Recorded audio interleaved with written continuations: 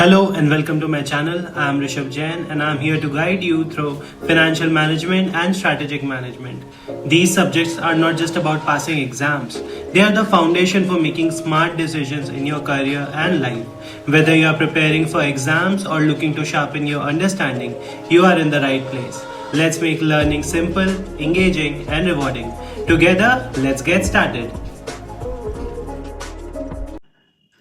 ना हम लोग स्टार्ट करने जा रहे हैं एक्टिविटी रेशियोज़ के बारे में। एक्टिविटी रेशियो क्या चीज़ से रिलेट करता है? एक्टिविटी रेशियो को हम लोग और क्या बोल सकते हैं? एक्टिविटी रेशियो को हम लोग बोल सकते हैं एफिशिएंसी रेशियो, परफॉर्मेंस रेशियो या फिर टर्नओवर रेशियोज़। यहाँ पे हम लोग को एक बात समझना है कि मैनेजमेंट है, management of the company is assigned the responsibility. उनको किस तरीके का रिस्पॉन्सिबिलिटी मिला हुआ है कि उनको असेट्स को यूज़ करना है एफिशिएंसी के साथ। ठीक है, तो एफिशिएंट यूज़ ऑफ असेट जो है वो इम्प्लाई करता है उनका टू देयर एबिलिटी।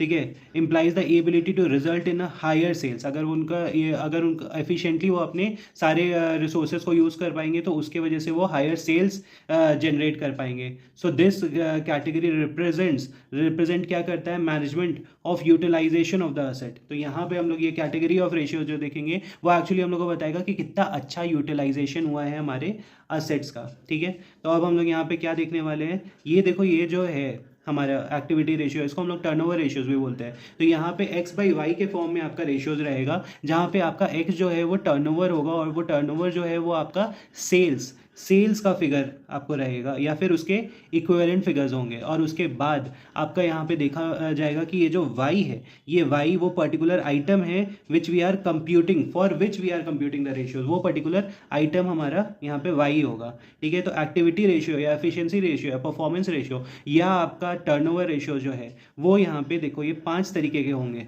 जहाँ पे सबसे पहले आता है आपका टोटल असेट्स टर्नओवर रेशियो, फिर हम लोग देखेंगे फिक्स्ड असेट्स टर्नओवर रेशियो, फिर आएगा कैपिटल टर्नओवर रेशियो जिसको हम लोग नेट असेट्स टर्नओवर रेशियो भी बोलते हैं, और उसके बाद आएगा आपका करंट असेट्स टर्नओवर रेशियो, और उसके बाद आपका आएगा वर्किंग कैपिटल टर्नओवर रेशियो। और ये वर्किंग कैपिटल टर्नओवर रेशियो जो है उसके अंदर 3 सब पार्ट्स नजर आएंगे आपको, जिसको हम लोग एक को बोलते हैं इन्वेंट्री या फिर स्टॉक टर्नओवर रेशियो, और सेकेंड में होता है रिसीवेबल टर्नओवर रेशियो या फिर इसको आप DTR डेटर टर्नओवर रेशियो भी बोल सकते हो। ठीक है, ये वाले पार्ट को हम लोग बहुत अच्छे से देखेंगे, DTR को। और उसके बाद यहाँ पे आपके पास आता है पेबल्स या फिर क्रेडिटर्स टर्नओवर रेशियो। ठीक है, अब हम लोग नेक्स्ट चलते हैं, आगे बढ़ते हैं।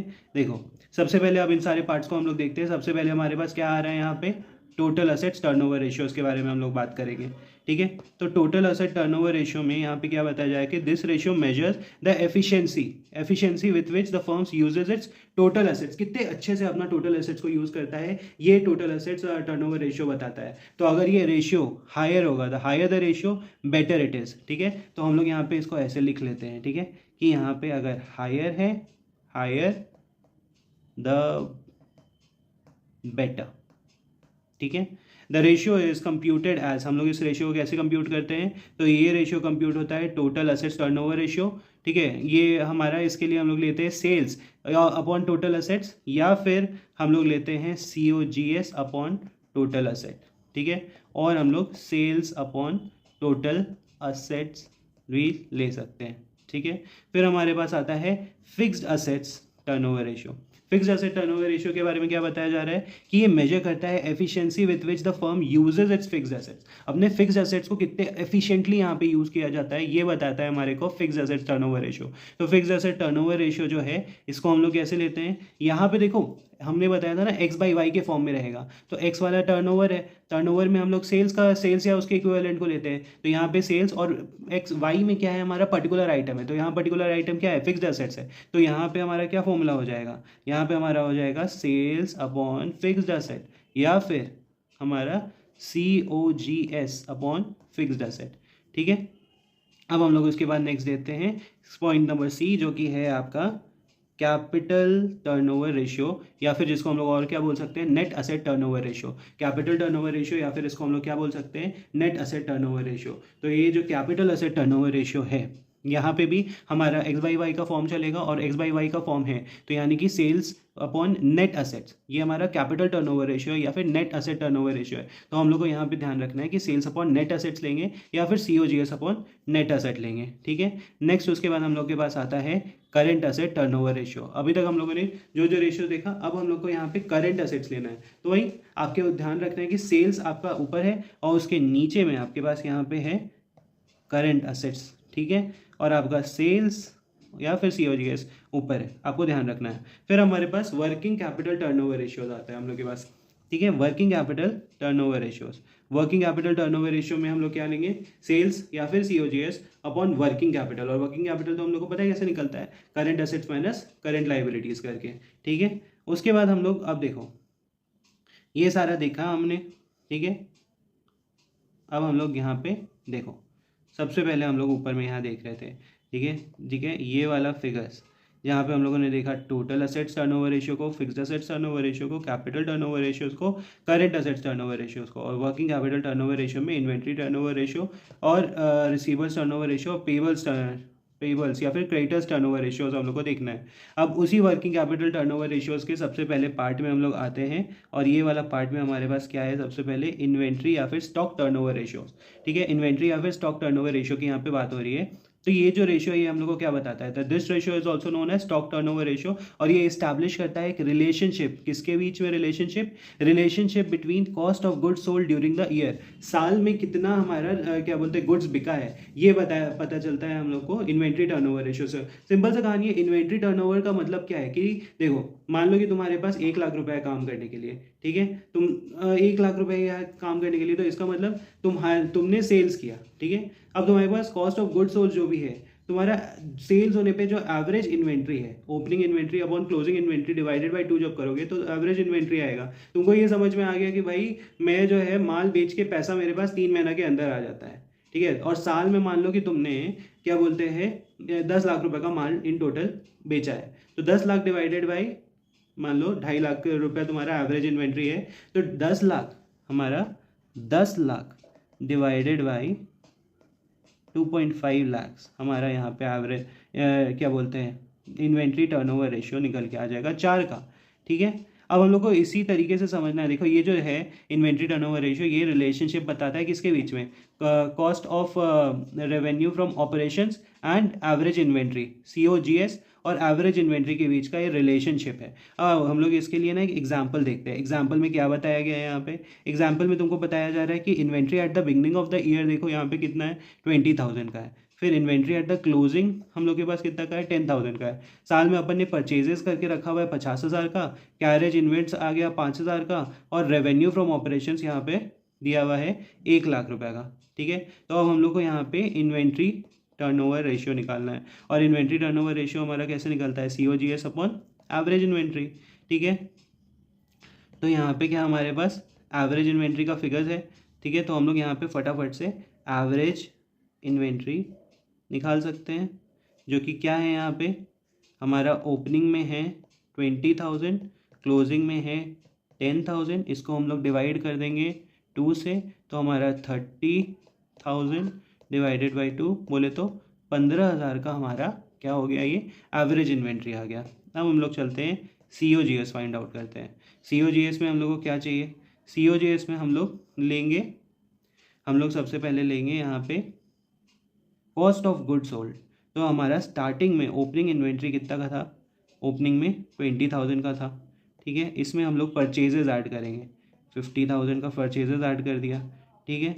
इसमें हम लोग क्या करेंगे, हम लोग क्लोजिंग इन्वेंट्री जो 10,000 का है उसको माइनस करेंगे, और कैरेज इन्वेंट्स 5,000 का जो है उसको भी माइनस कर देंगे। तो हमारा क्या निकल के आएगा 70,000 माइनस 15,000, यानी कि 45,000 का आपका यहाँ पे है, ठीक है। अब ये आपका 45,000 का COGS हो गया। अब हम लोग यहाँ पे इन्वेंट्री, अब हम लोग यहाँ पे आराम से इन्वेंट्री टर्नओवर रेशियो निकाल सकते हैं, ठीक है। तो इन्वेंट्री टर्नओवर रेशियो के लिए हम लोग को COGS चाहिए था 45,000 का, इसको हम लोगों ने डिवाइड कर दिया 15,000 से, तो हमारा ITR निकल के आ गया 3 का हमारा इन्वेंट्री टर्नओवर रेशियो हो गया, ठीक है। अब ये इन्वेंट्री टर्नओवर रेशियो आपके पास जब आ जाएगा तो अब यहाँ पे एक और काम कर सकते हो। क्या आप लोग कर सकते हो, यहाँ पे आपको ये पता चल गया ना कि भाई हमारा जो इन्वेंट्री है, यहाँ पे वो कितना का हो गया है, इन्वेंट्री टर्नओवर रेशियो 3 का है, यानी कि साल में आपका 3 बारी जो है इन्वेंट्री वो रोटेट कर जाता है, टर्नओवर हो जाता है। तो मान लो कि अगर नेक्स्ट हम लोग चलते हैं रिसीवल्स पे, रिसीवल टर्नओवर रेशियो पे। रिसीवल टर्नओवर रेशियो की बात करें तो रिसीवल टर्नओवर रेशियो हम लोग कैसे निकालते हैं, रिसीवल टर्नओवर रेशियो का यहाँ पे फॉर्मूला दिया हुआ है हमारे को, credit sales upon average account receivables. हमारा यहाँ पे सब में हमारा ये जो टर्नओवर रेशियो है नीचे में हम लोग को एवरेज करके लेना है, एवरेज अकाउंट रिसीवल्स हम लोग को जो भी ओपनिंग क्लोजिंग दिया रहेगा डिवाइडेड बाई 2 करेंगे, हमारा एवरेज अकाउंट रिसीवल्स आ जाएगा। ठीक है, तो रिसीवल टर्नओवर रेशियो की यहाँ पे बात करते हैं। यहाँ पे बताया जा रहा है कि in case firm sells goods on credit the realisation of sales revenue is delayed and the receivables are created, और इसी वजह से हमारा रिसीवल्स क्रिएट हो जाता है। The cash is realise from these receivables later on, और हमारा कैश लेटर ऑन रियलाइज होता है हमारे को। इसीलिए हम लोग को यहाँ देखना होता है कि हमारा रिसीवल्स कितने समय में आया, हमारा रिसीवल्स टर्नओवर रेशियो क्या है। टर्नओवर रेशियो मतलब कि क्या है आपका, देखो यहाँ पे हम लोगों ने एक एग्जांपल लेके रखा हुआ है कि आपका टोटल रेवेन्यू फ्रॉम ऑपरेशंस, यानी कि ऑपरेशंस करके सेल्स करके आपको 2,25,000 रुपये का यहाँ पे कमाई हुआ, जिसमें कैश रेवेन्यू जो है वो 20% ऑफ टोटल सेल्स है। ठीक है, तो इसका मतलब क्या हुआ, इसका मतलब ये हुआ कि आपका जो क्रेडिट सेल्स, आपको तो यहाँ पे क्रेडिट सेल्स चाहिए फॉर्मूला के हिसाब से, अगर आपको क्या बोलते हैं डेटा टर्नओवर रेशियो निकालना है, तो क्रेडिट सेल्स के लिए आपका यहाँ पे क्या होगा फॉर्मूला, आप यहाँ पे क्या करोगे, आप यहाँ पे आप जो आपका टोटल रेवेन्यू है दिया हुआ, टोटल रेवेन्यू जो दिया हुआ है उसमें से आप क्या करोगे, कैश रेवेन्यू को लेस कर दोगे। ठीक है, तो यहाँ पे क्या है 2,25,000 माइनस 20% ऑफ टोटल सेल्स, यानी 2,25,000 आ गया। ठीक है, अब 2,25,000 का 20% हम लोग को चाहिए, तो सिंपल है 22.5 हम लोग ले लेंगे और उसको इंटू 2 करेंगे तो बोले तो 45 हो गया, यानी कि 225 माइनस 45,000 ये 1,80,000 आ गया। ठीक है, अब हम लोग को नेक्स्ट और क्या बताया जा रहा है यहाँ पे कि हमारा जो सेल्स रिटर्न है, हमारा जो sales return out of credit revenue जो है वो 20,000 का है, यानी कि क्रेडिट रेवेन्यू में से, यानी क्रेडिट सेल्स से हमारा 20,000 का तो सेल्स रिटर्न आ गया, तो हमारा नेट क्रेडिट सेल्स कितना हुआ, यहाँ पे हम लोग यहाँ पे नेट क्रेडिट सेल्स ले लेंगे 1,80,000 माइनस 20,000, क्यों, क्योंकि वो हमारा तो रिटर्न आ गया, तो ये 1,60,000 हो जाएगा। ठीक है, हम लोग के पास यहाँ पे ये नेट क्रेडिट सेल्स आ गया। अब हम लोग के पास देखो ट्रेड रिसीवल्स का ओपनिंग और क्लोजिंग दिया हुआ है, ट्रेड रिसीवल्स का ओपनिंग और क्लोजिंग 8,000 है और क्लोजिंग ओपनिंग 8,000 है और क्लोजिंग 12,000 है, तो हम लोग क्या यहाँ पे निकाल सकते हैं एवरेज डेटर, तो वो हो जाएंगे 8,000 प्लस 12,000 डिवाइडेड बाई 2, और यहाँ पे हमारा हो जाएगा ये 10,000 का। अब हम लोग सिंपली DTR यानी डेटा टर्नओवर रेशियो 1,60,000 को डिवाइड कर देंगे 10,000 से, तो हमारा आ जाएगा क्या 16 का हमारा डेटा टर्नओवर रेशियो है। अब हम लोग को यहाँ पे एवरेज कलेक्शन पीरियड भी निकालना है। एवरेज कलेक्शन पीरियड के लिए आप या तो ले सकते हो 12 मंथ्स, ठीक है, या तो 12 मंथ्स या तो 52 वीक्स या फिर 360 डेज। ठीक है, कि आपका यहाँ पे समझना है कि आपका क्या बोलते हैं कितना एक पीरियड को कलेक्ट करने में, आपका एक राउंड, एक सर्किल, एक साइकिल कंप्लीट होने में डेटर्स का, उसमें कितना समय लग जाता है। तो हम लोग का रिसीवर टर्नओवर रेशियो हमारा कितना बार टर्नओवर हुआ, जैसे यहाँ पे 16 टाइम्स हुआ है। अब ये 16 टाइम्स है, आपको यहाँ पे क्वेश्चन में बताया तो गया नहीं है कि आपको क्या लेना है, तो आपको यहाँ पे आप जो आपको समझ में आए वो ले लो। अगर आपको डेज में निकालना है एवरेज क्रेडिट डेली के हिसाब से, ठीक है, तो आप यहाँ पे यहाँ पे आप क्या करो, एवरेज कलेक्शन पीरियड के लिए आप क्या करोगे, तो एवरेज कलेक्शन पीरियड के लिए हम लोग क्या करेंगे, हम लोग यहाँ पे अगर मंथ्स के हिसाब से ले तो 12 मंथ्स डिवाइडेड बाय 16 हम लोग कर देंगे और इस हिसाब से हम लोग आगे बढ़ जाएंगे। ठीक है, अब हम लोग नेक्स्ट हम लोग आगे बढ़ते हैं पेबल टर्नओवर रेशियो पे हम लोग आते हैं। पेबल टर्नओवर रेशियोज में यहाँ पे क्या बताया जा रहा है कि this ratio is calculated on the same lines as receivers turnover ratio is calculated. ठीक है, जैसे ही हम लोग का रिसीवर टर्नओवर रेशियो और डेटा का टर्नओवर रेशियो कैलकुलेट किया जाता है तो उसी सेम लाइंस में हम लोग का ये भी होगा। ये मेजर करता है कि how fast company makes payment to a creditor, creditor को कितने जल्दी जल्दी पैसा चुकाते हैं, ये यहाँ पे बताया जाता है। It shows the velocity of payables payment by the firm, it is calculated as follows. और इसको कैसे कैलकुलेट किया जाता है वो यहाँ बताया गया है कि पेबल्स टर्नओवर रेशियो, हम लोग को पेबल टर्नओवर रेशियो जो है ये कैसे निकालेंगे हम लोग, annual net credit purchases divided by average account payables करके। जैसे हम लोगों ने ऊपर में एवरेज नेट क्रेडिट पर सेल्स का हम लोग लिया था, यहाँ पे हम लोग परचेजेस लेंगे और हम लोग डिवाइड इसको कैसे करेंगे, एवरेज अकाउंट पेबल से। तो हम लोग को यहाँ पता चलेगा कि कितने जल्दी जल्दी अपने क्रेडिटर्स को हम लोग पैसा चुका पाते हैं। ठीक है, तो यहाँ पे बताया जा रहा है कि अगर हमारा क्रेडिटर्स का टर्नओवर रेशियो जो है वो लो है, लो क्रेडिटर्स टर्नओवर रेशियो, ये रिफ्लेक्ट करता है कि हमारे पास लिबरल क्रेडिट टर्म्स ग्रांट किए जाते हैं। ठीक है, by the suppliers while a high ratio shows that accounts are rapidly settled. तो हमारा इसमें हम लोग को अगर बोल दिया जाएगा कि एवरेज पेमेंट निकाल के बताइए, तो हम लोग average account payables divided by average daily credit purchases कर सकते हैं, या फिर 12 मंथ्स या 52 वीक्स या 30 days divided by payables turnover ratio हम लोग कर सकते हैं। ठीक है, ओके, हम लोग अब नेक्स्ट टॉपिक पे चलेंगे। Just 1 minute break.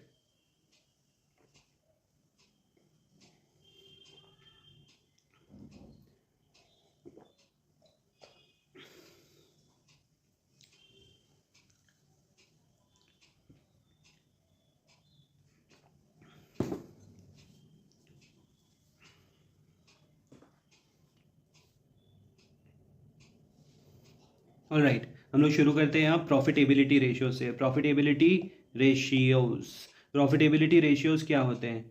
Profitability ratios जो हमारा है वो बेस्ड होते हैं ऑन सेल्स पे बेस्ड होते हैं हमारे प्रॉफिटेबिलिटी रेशियोज। और प्रॉफिटेबिलिटी रेशियो 4 तरीके के यहाँ पे नज़र आ रहे हैं जो सेल्स पे बेस्ड है। कौन कौन से? सबसे पहले यहाँ पे हमारे पास है तुम्हारा ग्रॉस प्रॉफिट रेशियो, फिर नेट प्रॉफिट रेशियो, फिर ऑपरेटिंग प्रॉफिट रेशियो, और उसके बाद एक्सपेंसेस रेशियोज।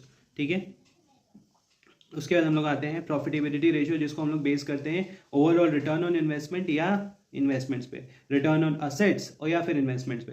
ठीक है, तो ये जो हमारा रिटर्न ऑन इन्वेस्टमेंट्स का बात हो रहा है यहाँ पे, जो हमारा रिटर्न ऑन इन्वेस्टमेंट्स का बात हो रहा है, ठीक है, तो रिटर्न ऑन इन्वेस्टमेंट्स में क्या हमें बताया जा रहा है कि return on assets, return on capital employed और रिटर्न ऑन इक्विटी, ये 3 तरीके के हमारे प्रॉफिटेबिलिटी रेशियोज आते हैं जो कि ओवरऑल रिटर्न ऑन असेट्स पे डिपेंड करता है। फिर हम लोग का प्रॉफिटेबिलिटी रेशियोज जो है वो रिक्वायर्ड है for analysis from owners point of view.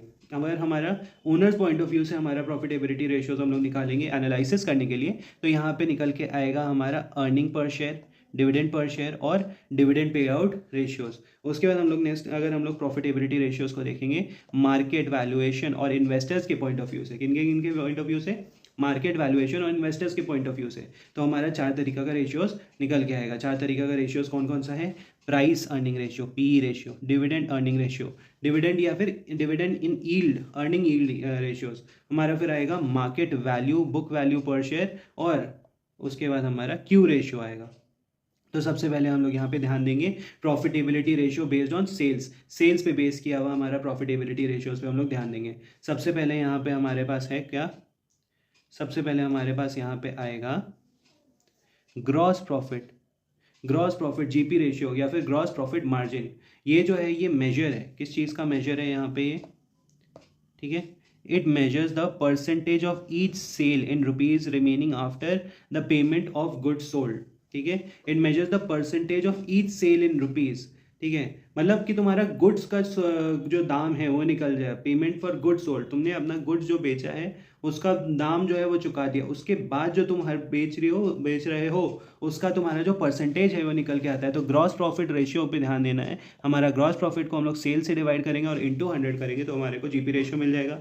फिर हम लोग नेक्स्ट हम लोग देखेंगे नेट प्रॉफिट रेशियो या फिर नेट प्रॉफिट मार्जिन को हम लोग देखेंगे। तो यहाँ पे हमारा क्या है? Net profit margin. हमारा नेट प्रॉफिट मार्जिन यहाँ पे है ये मेजर करता है रिलेशनशिप बिटवीन नेट प्रॉफिट और सेल्स और नेट प्रॉफिट के बीच का रिलेशन हम लोग यहाँ पे देखते हैं। तो नेट प्रॉफिट रेशियो जो है net profit upon sales into 100 होता है, या फिर हम लोग इसको earning after taxes divided by sales कर लेंगे। Earning after taxes divided by sales into 100 बोल देंगे तो हमारा नेट प्रॉफिट रेशियो निकल के आ जाएगा। उसके बाद हमारा आता है pre tax profit ratio. Pre tax profit ratio, तो प्री टैक्स प्रॉफिट रेशियो का मतलब क्या है कि अभी इस पे प्रॉफिट पे टैक्स कटा है या नहीं कटा है, कटा है या नहीं कटा है, नहीं कटा है। प्री टैक्स प्रॉफिट रेशियो बोलने का मतलब यही है कि हमारा अर्निंग्स बिफोर टैक्सेस है, अभी हमारा टैक्स कटा नहीं है। तो earning before taxes divided by sales हम लोग करेंगे इंटू 100, तो हम लोग का प्री टैक्स प्रॉफिट रेशियो निकल के आ जाएगा। अब हम लोग बात करते हैं operating profit. Operating profit ratio is also calculated to evaluate operating performance of business. ठीक है, तो यहाँ पे हम लोग क्या लेते हैं, हम लोग ऑपरेटिंग प्रॉफिट लेते हैं डिवाइडेड बाय सेल्स। ठीक है, ये ऑपरेटिंग प्रॉफिट ग्रॉस प्रॉफिट से अलग होता है, क्योंकि ऑपरेटिंग प्रॉफिट जब आपको कैलकुलेट करना रहता है तब आपको क्या करना रहता है, ऑपरेटिंग प्रॉफिट के लिए आप यहाँ पे सेल्स में से COGS को माइनस करोगे और ऑपरेटिंग एक्सपेंसेस को जब माइनस करोगे तब आपका जाके निकल के आएगा ऑपरेटिंग प्रॉफिट। मतलब जितना गुड्स का दाम है, जितना ऑपरेटिंग एक्सपेंसेस है, सबको माइनस कर दिया आपने तो आपका ऑपरेटिंग प्रॉफिट निकल के आता। ठीक है, या फिर हम लोग यहाँ पे EBIT अपॉन सेल्स भी ले सकते हैं। EBIT अपॉन सेल्स भी यहाँ पे लिया जा सकता है, कोई दिक्कत की बात नहीं है। नेक्स्ट हम लोग अब देखेंगे एक्सपेंसेस रेशियो। ठीक है, एक्सपेंसेस रेशियो में क्या क्या आएगा, देखो एक्सपेंसेस रेशियो में आएगा सबसे पहले ये जो बेस किया जाता है based on different concepts of expenses, it can be express in different variants as below. ठीक है, अलग अलग तरीके के वेरिएंट्स में ये आपको नजर आएंगे यहाँ पे, जैसे कि COGS ratio, COGS divided by sales into 100 अपन कर लेंगे। ऑपरेटिंग एक्सपेंसेस रेशियो, तो यहाँ पे ऑपरेटिंग एक्सपेंसेस जो हैं हमारे ऑपरेटिंग एक्सपेंसेस उसके लिए हम लोग selling and distribution overhead divided by sales कर लेते हैं। ठीक है, अब हमारा यहाँ पे हम लोग को नज़र आ गया। ठीक है, उसके बाद हमारा ऑपरेटिंग रेशियोज़ के बारे में हम लोग बात करेंगे कि ऑपरेटिंग रेशियोज़ कैसे निकालें। तो ये COGS, ठीक है, अपन plus operating expenses, operating ratio हमने को निकालना है। तो हमारे को कॉस्ट ऑफ गुड्स सोल्ड और हमारा जो ऑपरेटिंग एक्सपेंसेस है दोनों को कवर करना है सेल्स से, तब हम लोग को जाके निकल के आएगा operating ratio. Financial expense ratio, financial expense ratio के लिए हम लोग क्या करेंगे, फाइनेंशियल एक्सपेंस रेशियो के लिए हम लोग जाएंगे ये फिनेंशियल एक्सपेंसेस। यहाँ पे फिनेंशियल एक्सपेंसेस जो हम लोग ले रहे हैं इसके लिए बताया जा रहा है कि ये एक्सक्लूड करता है, एक्सक्लूड्स व्हाट, टैक्सेस को एक्सक्लूड करता है, और लॉस ड्यू टू थेफ्ट को भी यहाँ पे एक्सक्लूड किया जाता है, गुड्स डिस्ट्रॉयड बाय फायर को भी यहाँ पे हम लोग एक्सक्लूड करते हैं। फाइनेंशियल एक्सपेंसेस में इन तरीके के एक्सपेंसेस को हम लोग इंक्लूड नहीं करेंगे। पर administration expenses ratio and selling and distribution expense ratio can also भी कैलकुलेटेड इन सिमिलर वेज। इसीलिए हम लोग ये फाइनेंशियल एक्सपेंस की तरह में एडमिनिस्ट्रेशन एक्सपेंस रेशियो और selling and distribution expense ratios को भी निकाल लेंगे। अब नेक्स्ट हम लोग को निकालना है यहाँ पे प्रॉफिटेबिलिटी रेशियोज, जो कि रिलेट करेंगे ओवरऑल रिटर्न ऑन असेट्स और इन्वेस्टमेंट्स पे। तो यहाँ पे सबसे पहले हम लोग को बहुत इंपॉर्टेंट रेशियो निकल के आएगा रिटर्न ऑन इन्वेस्टमेंट्स। ठीक है, तो रिटर्न ऑन इन्वेस्टमेंट जो है वो हमारा 3 पार्ट में बंटता है। सबसे पहले रिटर्न जो हमारे को असेट से आया तो रिटर्न ऑन असेट्स, फिर रिटर्न ऑन कैपिटल एम्प्लॉय, जो आपने कैपिटल एम्प्लॉय करके रखा हुआ है लो, और वो कैपिटल आपका D+E होता है। ठीक है, यहाँ पे कैपिटल एम्प्लॉयड जो है मतलब डेट और इक्विटी दो ही तरीका है ना कैपिटल आने का, और बाकी कैपिटल एम्प्लॉयड क्या क्या चीज़ क्या बोलते हैं अपने में इनकॉर्पोरेट करता है वो हम लोग आगे चल के देखेंगे, और रिटर्न ऑन इक्विटी के बारे में भी हम लोग बात करेंगे। ठीक है, रिटर्न ऑन इक्विटी कैसे कैलकुलेट करना है इस बात को भी हम लोग समझ के चलेंगे। ठीक है, अब यहाँ पे देखो हमारा जो रिटर्न ऑन असेट्स है, ये रिटर्न ऑन असेट्स हमारा 2 तरीका का हो सकता है, जहाँ पे आपको या तो रोटा है या तो रोना है, या तो रोटा है या तो रोना है। ठीक है, तो रिटर्न ऑन टोटल असेट्स और या फिर रिटर्न ऑन नेट असेट्स यहाँ पे निकल के आएगा। सबसे पहले हम लोग यहाँ रिटर्न ऑन इन्वेस्टमेंट्स के बारे में बात करेंगे। देखो रिटर्न ऑन इन्वेस्टमेंट जो है ये बहुत इंपॉर्टेंट रेशियो है सब के लिए। ठीक है, फॉर ऑल। ठीक है, रिटर्न ऑन इन्वेस्टमेंट्स आपका बहुत ज़्यादा इंपॉर्टेंट रेशियो है। ठीक है, क्योंकि यहाँ पे रिटर्न ऑन इन्वेस्टमेंट हम लोग कैसे कैलकुलेट करते हैं। ठीक है, हम लोग को रिटर्न ऑन इन्वेस्टमेंट के लिए हम लोग हमारे पास फॉर्मूला होता है रिटर्न या फिर प्रॉफिट या अर्निंग्स, हम लोग उसको इन्वेस्टमेंट से डिवाइड कर देते हैं। ठीक है, और यहाँ पे ये रिटर्न ऑन इन्वेस्टमेंट्स को हम लोग क्या बोलते हैं, इन्वेस्टमेंट्स को हम लोग डिवाइड करेंगे सेल्स से। ठीक है, और यहाँ पे देखो इस वाले में return upon profit upon earnings का सेल्स करेंगे, उसको सेल्स डिवाइडेड बाय इन्वेस्टमेंट से इंटू करेंगे तो रिटर्न ऑन इन्वेस्टमेंट आएगा। आपने जो इन्वेस्ट किया है उसके बदले में आपको क्या रिटर्न आया, इन्वेस्टमेंट जो क्या लगाया था और क्या मिला, ठीक है। 1 लाख लगाया था, उसके पेटे आपको क्या मिला, ये समझना है, ठीक है। तो अब यहाँ पे उसी को बेस करते हुए हमारे पास यहाँ पे एक फॉर्मूला है, एक क्वेश्चन है, सॉरी क्वेश्चन क्या है यहाँ पे कि कंपनी है, उसका लोन है 20 लाख रुपए का as part of its capital employed, ठीक है। कैपिटल एम्प्लॉयड में लोन है, उसने 20 लाख रुपए का लोन लेके रखा हुआ है, यहाँ पे 20 लाख का लोन लेके रखा हुआ है as part of its capital employed. The interest payable on loans जो है वो 15% का है, और रिटर्न ऑन इन्वेस्टमेंट देखो ROI यहाँ पे दिया हुआ है 25% का। देखो ROI का फॉर्मूला क्या होता है, ROI हम लोग लिख सकते हैं अर्निंग अर्निंग बिफोर नहीं होगा, ये हमारा फॉर्मूला होगा यहाँ पे PBIT, ठीक है। और यहाँ पे profit before interest and tax हम लोग लेंगे और इसको हम लोग डिवाइड कर देंगे कैपिटल एम्प्लॉयड से। तो हमारे पास यहाँ पे नज़र आ ही रहा है, हमारे को क्या चीज़ नज़र आ रहा है, देखो हम लोग यहाँ कैसे निकाल सकते हैं, क्या हमारे पास यहाँ पे कैपिटल एम्प्लॉयड है, कैपिटल एम्प्लॉयड में हम लोग को नज़र आ रहा है कि हमारे पास लोन है 20 लाख रुपए का, तो कैपिटल एम्प्लॉयड में हम लोग 20 लाख का लोन ले लेंगे, ठीक है। उसके बाद हम लोग का यहाँ पे क्या दिख रहा है हम लोग को, ठीक है, कि रिटर्न ऑन इन्वेस्टमेंट जो है वो भी आपका कितना है 25 का है। तो हमारे पास देखो PBIT हम लोग निकाल सकते हैं, कैसे, capital employed into return on investment बोल के, तो ये कितना आ जाएगा 20 लाख इंटू 25% आ जाएगा, तो यहाँ पे ये आ जाएगा 5 लाख रुपए का हमारा आ गया। अब हम लोग को यहाँ पे क्या चलना है, what is the gain to the share holders due to the loan raise by the company, company ने लोन लिया उसके वजह से इनको क्या फ़ायदा हुआ, ठीक है। तो अब देखो गेन क्या इनको हुआ, तो यहाँ पे profit before interest and tax था, अब हम लोग इसमें क्या करेंगे, हम लोग लेस करेंगे इंटरेस्ट, कितना का 15% का, 15% किस पे 20 लाख पे, ठीक है, 20 लाख पे 15%, तो 20 लाख का 10% कितना होता है 2 लाख, तो 15% कितना हो गया 3 लाख रुपया यहाँ पे हमारा इंटरेस्ट में चला गया, ठीक है।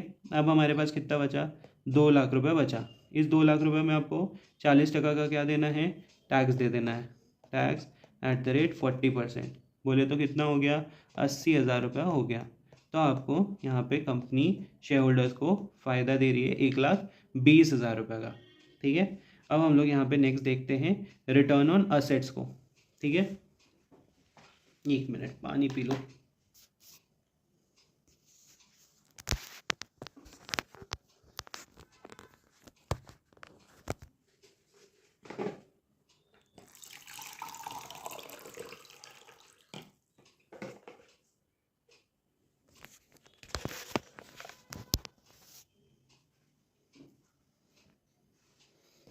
चलो हम लोग बात करते हैं रिटर्न ऑन असेट्स के बारे में। रिटर्न ऑन असेट्स में यहाँ पे हम लोग को देखो क्या बताया जा रहा है कि रिटर्न ऑन असेट्स जो है ये the profitability ratio is measured in terms of relationship between net profits and assets employed. हमारा जो नेट प्रॉफिट है, नेट प्रॉफिट और जो उसके पेटे तुमने असेट्स एम्प्लॉय करके रखे थे, नेट प्रॉफिट जो तुम्हारे को फ़ायदा हुआ उसके पेटे जो तुमने असेट्स एम्प्लॉय करके रखे थे, to earn that profit the ratio measures the profitability of the firm in terms of assets employed in the firm based on various concepts of net profit, return and assets. The ROA may be measured as follows। हमारा किस तरीके से हम लोग इसको major कर सकते हैं, ठीक है, ये हम लोग का यहाँ पे निकल के आएगा।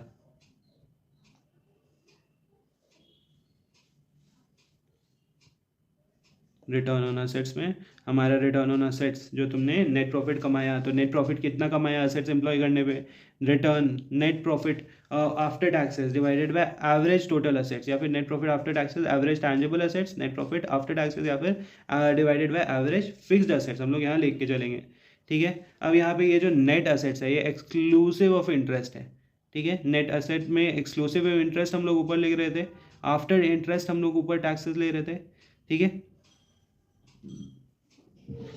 As assets also financed by lenders, hence return on assets can be calculated as।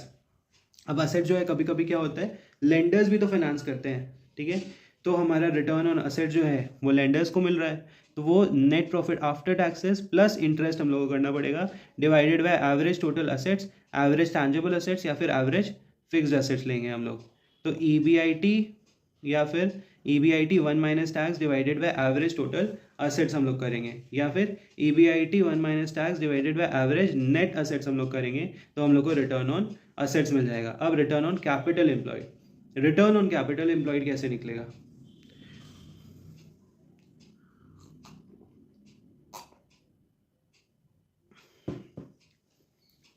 अगर आप रिटर्न ऑन कैपिटल एम्प्लॉयड की बात कर रहे हो और वो प्री टैक्स पे है, प्री टैक्स है मतलब कि क्या, earnings before interest and tax divided by capital employed हम लोग लेंगे। ठीक है, ध्यान रखना कि कैपिटल एम्प्लॉयड में क्या क्या चीज़ आएगा। देखो, कैपिटल एम्प्लॉयड में हमारा रहेगा इक्विटी शेयर कैपिटल, ठीक है, फिर preference share capital, reserves and surplus, debentures, other long term loans, ठीक है, उसमें हम लोग लेस कर देंगे मिसलिनियस एक्सपेंडिचर को और non trade investments and losses को। ठीक है, तो हमारा यहाँ पे जाके कैपिटल एम्प्लॉयड आ जाएगा। ठीक है, ये हो गया आपका कैपिटल एम्प्लॉयड। अब यहाँ पे क्या बताया जा रहा है कि हम लोग यहाँ पे क्या कर रहे हैं, हम लोग यहाँ पे रिटर्न ऑन कैपिटल एम्प्लॉयड के बारे में बातें कर रहे हैं। ठीक है, तो अब रिटर्न ऑन कैपिटल एम्प्लॉयड जो है उसके लिए हम लोग यहाँ पे एक और फॉर्मूला लेते हैं। अगर ये पोस्ट टैक्स है तो हम लोग EBIT अपॉन कैपिटल एम्प्लॉयड कर देंगे। Sometimes it is also calculated, हम लोग इसको कभी कभी कैसे कैलकुलेट करते हैं, net profit after tax plus interest upon capital employed करके भी निकालते हैं। ठीक है, तो कैपिटल एम्प्लॉयड हम लोग कैसे निकालेंगे, total assets minus current liabilities करेंगे, या fixed assets plus working capital कर सकते हैं, या equity plus long term debt भी कर सकते हैं। Return on equity, return on equity measure जो है ये आपका क्या है, ये बताता है measures the profitability of equity funds invested in the firm. ठीक है, हम लोग का जो इक्विटी फंड्स आया उसका प्रॉफिटेबिलिटी क्या है। ठीक है, तो इक्विटी फंड्स का प्रॉफिटेबिलिटी कैसे निकल के आएगा, उसके लिए नेट प्रॉफिट आफ्टर टैक्सेस हम लोग लेंगे, उसमें जो भी प्रेफरेंस डिविडेंड है उसको भी हम लोग लेस कर देंगे। ये बात ध्यान रखना, हम लोग का जब हम लोग को अर्निंग्स किसी भी इक्विटी वाले को कब होता है, जो भी पैसा बचा उस पर टैक्स ला जाता है, उसमें टैक्स के बाद फिर प्रेफरेंस डिविडेंड हम लोग लेस करते हैं यहाँ पे, उसके बाद हमारा जो नेटवर्थ है या इक्विटी शेयर होल्डर्स फंड है उससे हम लोग डिवाइड करेंगे, तो हमारा रिटर्न ऑन इक्विटी निकल के आएगा।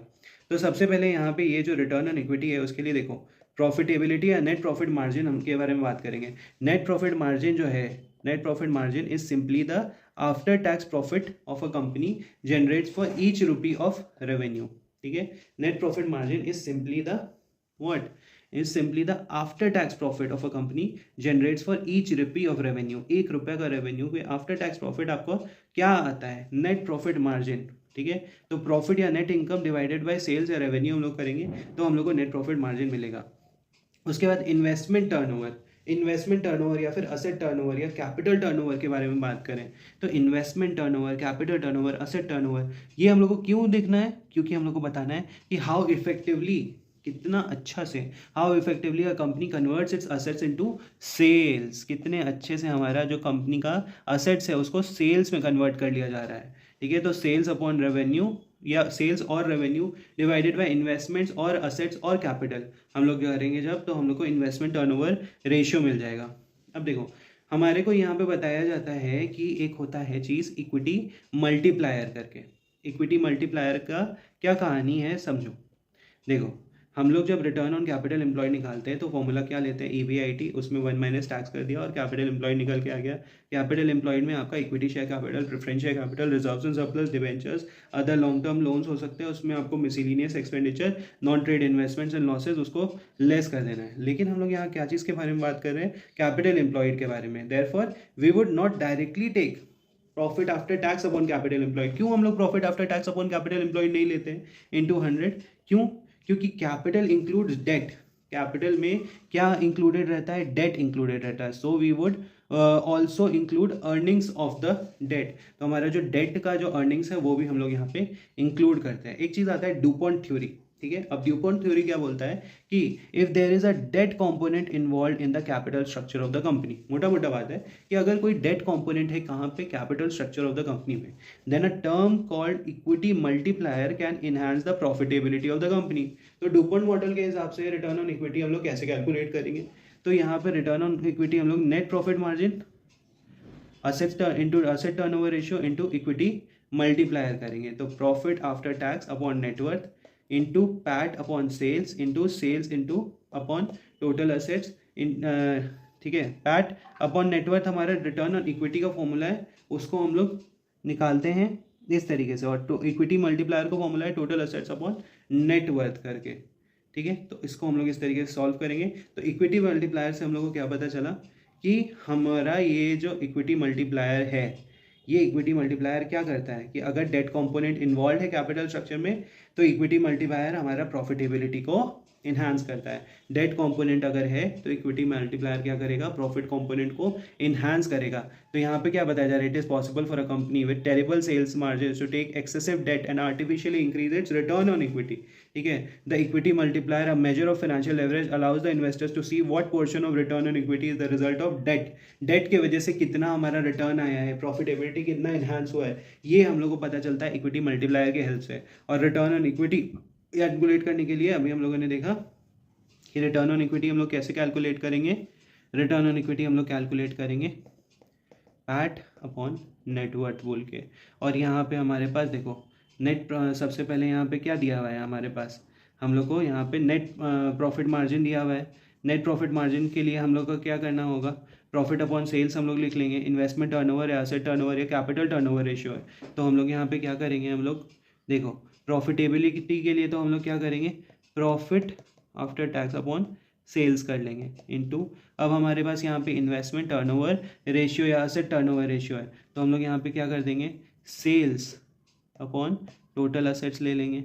और फिर हम लोग यहाँ पे इक्विटी मल्टीप्लायर लेंगे, तो ये आएगा total assets upon net worth, ठीक है। तो यहाँ पे हम लोग का सेल्स कट हो जाएगा, टोटल असेट्स कट हो जाएगा, तो हम लोग का यहाँ पे रिटर्न ऑन इक्विटी के लिए कैसे हो जाएगा, profit after tax upon net worth हो जाएगा, ठीक है। चलो अब हम लोग आगे देखते हैं।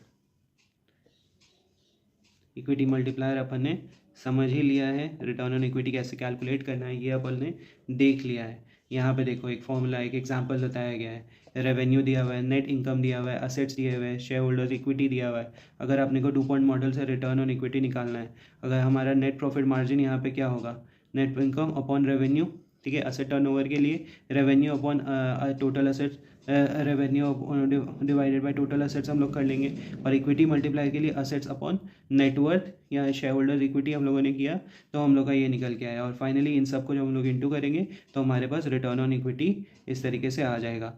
अब हम लोग का यहाँ पे जो हमारा ओनर के पॉइंट ऑफ व्यू से वो अपना एनालिसिस करने के लिए जो प्रॉफिटेबिलिटी का लेगा, तो EPS, earning per share, EPS निकालना बहुत ही आसान है कि आपका कंपनी में टोटल अर्निंग्स क्या आया। अब यहाँ पे net profit available to equity share holders, यानी कि आपके पास जो टैक्स काट के पैसा आएगा, यानी कि ये आपका हो जाएगा अर्निंग आफ्टर टैक्स, और इसको आप नंबर ऑफ आउटस्टैंडिंग शेयर्स के साथ डिवाइड करोगे तो ईपीएस आ जाएगा। जैसे कि मान लो कंपनी का क्या बोलते हैं आफ्टर टैक्स 10 लाख रुपए है और टोटल 10 लाख शेयर्स भी यहाँ पे कंपनी ने इशू करके रखे हुए हैं, तो आपका ईपीएस क्या बन जाएगा, 1 रुपये बन जाएगा। वहीं आपका डिविडेंड जो है, डिविडेंड क्या है, डिविडेंड पर शेयर आपका दिया हुआ है, earning per share as stated above reflects dividend, जो टोटल डिविडेंड कंपनी ने पे किया अपने इक्विटी शेयर होल्डर्स को, और number of equity shares outstanding से यहाँ डिवाइड कर देंगे। डिविडेंड पे आउट रेशियो में हम लोग क्या करते हैं, डिविडेंड पे आउट रेशियो में हम लोग डिविडेंड पर इक्विटी शेयर जो भी डीपीएस उन्होंने दिया है, और डिविडेंड पे आउट रेशियो को हम लोग ईपीएस से डिवाइड कर देते हैं, तो डिविडेंड पे आउट रेशियो हम लोग का निकल के आ जाता है, ठीक है। जैसे कि सिंपल सा कमाई है ना कि ईपीएस, मान लो कि उस दिन ईपीएस जो है हमारा, ईपीएस अगर हम लोग का दिया हुआ है, ईपीएस हम लोग को दिया हुआ है 10 रुपये का, और क्या बोलते हैं डीपीएस जो है वो 2 रुपये का है, यानी कि डिविडेंड पे आउट रेशियो क्या हो गया हमारा, 2 डिवाइडेड बाई 10, 20% का जो कमाई किया उसका 20% को हम लोगों ने बांट दिया। यहाँ पे नेक्स्ट हम लोग को प्रॉफिटेबिलिटी रेशियो दिया हुआ है। सबसे पहले यहाँ पे हमारे पास क्या आया है, हमारे पास प्राइस अर्निंग रेशियो आया है, पीई रेशियो। तो पीई रेशियो यहाँ पे क्या चीज़ को इंडिकेट करता है, यहाँ इंडिकेट करता है पीई रेशियो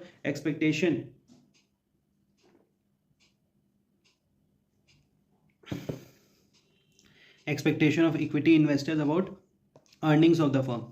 तो पीई रेशियो हम लोग को दिया हुआ है, मार्केट प्राइस पर शेयर और ईपीएस दिया हुआ है, डिविडेंड एंड अर्निंग यील्ड दिया हुआ है हम लोग को, डिविडेंड यील्ड, डिविडेंड प्लस जो भी चेंजेस इन शेयर प्राइस आएगा, ठीक है, उसको हम लोग इनिशियल शेयर प्राइस से डिवाइड कर देंगे, ठीक है। ईपीएस अपॉन अर्निंग यील्ड, अपने को ईपी रेशियो निकालना है तो earning per share divided by market price per share कर देंगे।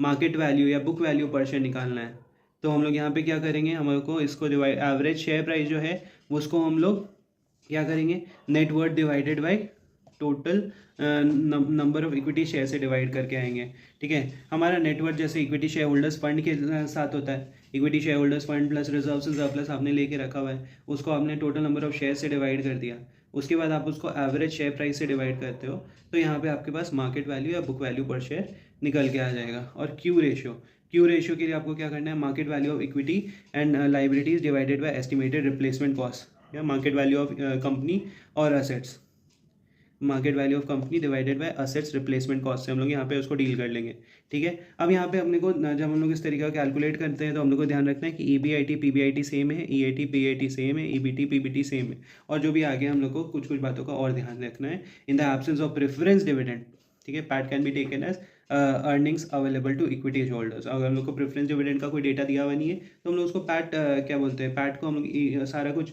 इक्विटी वालों के लिए मान लेंगे, ठीक है। सो हम लोगों ने सारा का सारा रेशियोज यहाँ पे देख लिया, अभी कवर कर लिया है। अब हम लोग नेक्स्ट क्वेश्चन सॉल्व करेंगे। दो आई होप आप लोग सबको अच्छे से अभी तक कैच हो रहा है, समझ में आ रहा है। कोई भी क्वेरीज है तो आप यहाँ पे कमेंट्स में बता सकते हो। ओके, चलो। I hope this session has helped you to clarify the concepts and gave you a solid understanding to build on. Remember, mastering this is a key step towards your success. If you found this video helpful, give a thumbs up and please share it with your friends and subscribe to the channel for more content like this. Your support motivates me to create more lectures like this. Keep learning, stay focused, and remember, every small step you take brings you closer to your goals. Thanks for watching, and I'll see you in the next lecture. Thank you.